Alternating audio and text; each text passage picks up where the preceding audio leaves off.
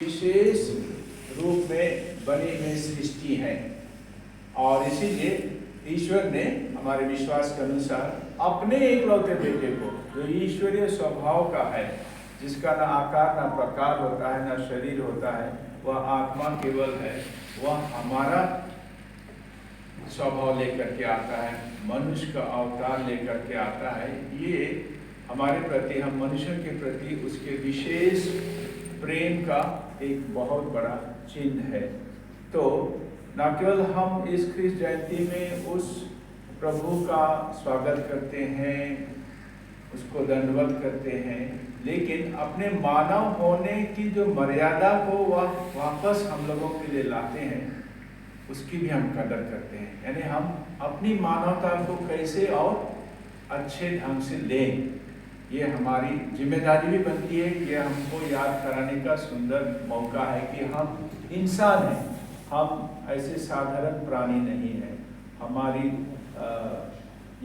हमारी जो आत्मा है और हम जो है, हमारा अस्तित्व जो है, ये ईश्वर की नज़र में, ईश्वर की योजना में बहुत ही उत्तम है। उस उत्तमता को, उस अस्तित्व को हम लोगों को बरकरार रखना है, बल्कि और भी इसको सुधारना है। हमारे रोज रोज के आपसी संबंध में, हमारे हाव भाव में कभी कभी हम लोगों के बीच में नासमझी हो जाती है, मनुष्य में दरार पैदा हो जाती है कई कारणों से। इनको हमको समझने का, निपटने का, सुधरने का एक अच्छा मौका होता है, क्योंकि ये शांति का संदेश बांटने का सुंदर त्यौहार है। और हर क्रिसमस में ही होता है, इसलिए हम लोग सबको हैप्पी क्रिसमस इसलिए बोलते हैं कि ये खुशी जो मुझ में मैं अनुभव कर रहा हूँ, आप में भी हो, आप भी उस खुशी का अनुभव करें। उस खुशी को केवल बाहरी सद से नहीं, लेकिन अंदर से, अपने अनुभव से आप उसको अनुभव करें और उस खुशी के लायक हम लोग आपस का व्यवहार को भी बनाएं। ये हम लोगों के लिए एक विशेष आह्वान इस मौसम पर होता है। वही मैं आप सबके लिए, और विशेष करके आपके चैनल के माध्यम से सभी भाई बहनों को, हमारे पूरे झारखंड के भाई बहनों को और पूरे भारतवासियों को, बल्कि पूरे विश्व के लोगों के लिए भी यही कामना करता हूँ। इतना ही मैं आज के संदेश के तौर पर आप सबों को कहते हुए पुनः एक बार ये ख्रीष्ट जयंती हार्दिक मुबारक हो कहता हूँ। इनके लिए खुला छोड़ता हूँ कि अगर आप वैसे कोई सवाल पूछना चाहते हैं, कोई जानकारी हासिल करना चाहते हैं, तो आप इसके लिए आमंत्रित हैं।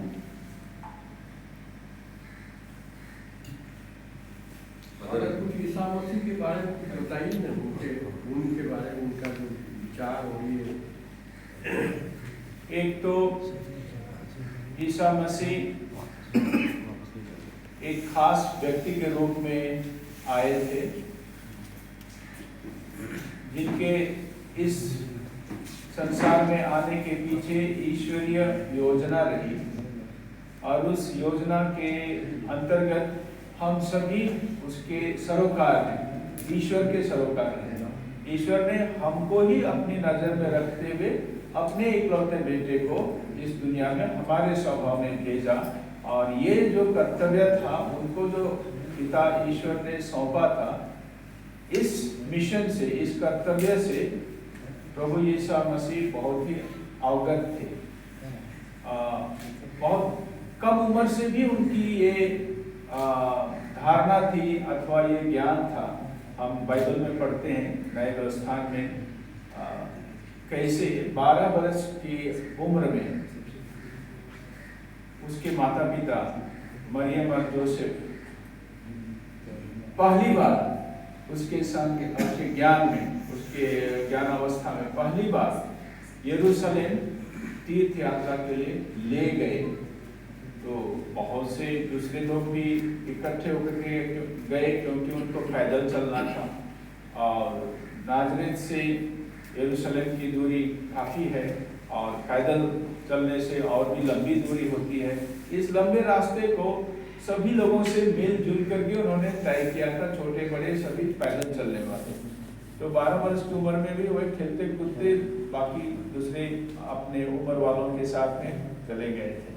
लौटते वक्त भी उनके माता पिता ने सोचा कि अपने दोस्तों के साथ होगा और हम लोग बाकी माता पिता के साथ चल रहे हैं। लेकिन जब घर पहुँचे, गांव पहुँचे, अपना गांव, तो यीशु मिले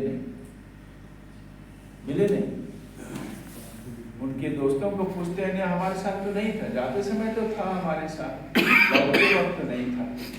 तो परेशानी का कारण बन गया, ये बहुत परेशान हुई, कहाँ रह गया, कहीं यरूशलेम में छूट गया, इतना बड़ा शहर में।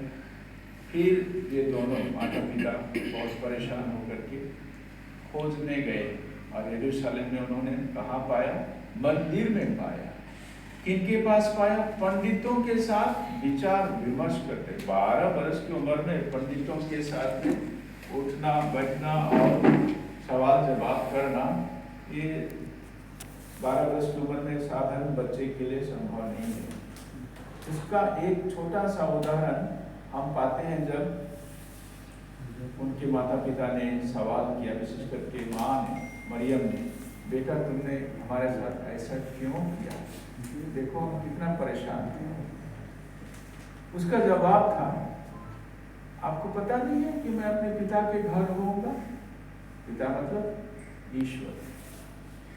तो उस उम्र में भी इसको ज्ञान था कि वह भेजा गया है विशेष मिशन के लिए, पिता ईश्वर की इच्छा पूरी करने के लिए।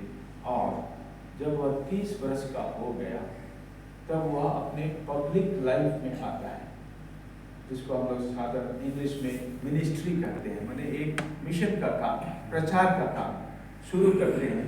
तो बिल्कुल दिन और रात उसकी कोशिश वही रहती है कि पिता ईश्वर की इच्छा पूरी हो, और उस इच्छा को कई रूप में उसने पूरी की।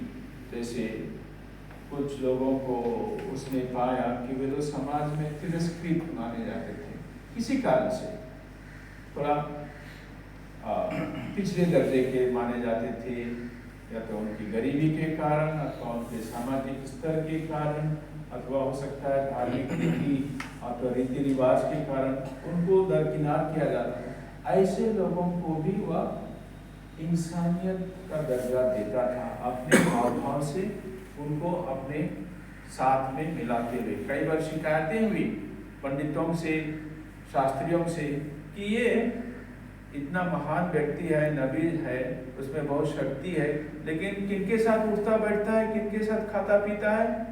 नाकेदारों के साथ, जो लोग टैक्स उगाते हैं। टैक्स उगाने वालों के साथ में एक अपराधी होने का एक आभास रहता है कि लोग टैक्स थोड़ा लेना पड़ता है सरकार के लिए देने के लिए, लेकिन ज़्यादा देते हैं अपने पॉकेट में डालने के लिए। तो उनको एक तरह से पब्लिक तौर पर अपराधी समझ दिया जाता है। उनके साथ ये बैठते हैं, उनके साथ खाते पीते हैं, तो उनको भी वो एक इंसानियत का दर्जा देते थे, उनको भी ईश्वर की संतान मानते थे। एक उदाहरण है,